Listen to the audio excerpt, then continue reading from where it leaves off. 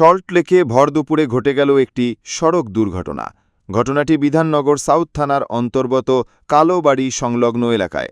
প্রত্যক্ষদর্শীদের দাবি, একটি টাটা সুমো গাড়ি আচমকাই নিয়ন্ত্রণ হারিয়ে রাস্তার ডিভাইডারে সজোরে ধাক্কা মারে। ধাক্কার অভিঘাত এতটাই তীব্র ছিল যে গাড়িটির সামনের অংশ খুলে গিয়ে রাস্তার উপর ছিটকে পড়ে। এতে গাড়িটি গুরুতরভাবে ক্ষতিগ্রস্ত হয়। তবে এই দুর্ঘটনায় এখনও পর্যন্ত কোনো হতাহতের খবর পাওয়া যায়নি। ঘটনাকে কেন্দ্র করে এলাকায় সাময়িক চাঞ্চল্যের সৃষ্টি হয়। খবর পেয়ে দ্রুত ঘটনাস্থলে পৌঁছায় বিধাননগর সাউথ থানার পুলিশ।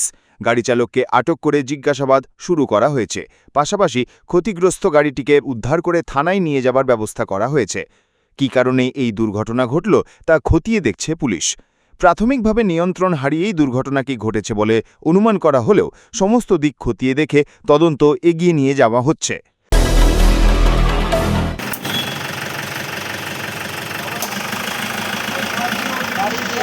দাঁড়াও, দুয়ারে আছে মনে হচ্ছে, দাঁড়াও তো।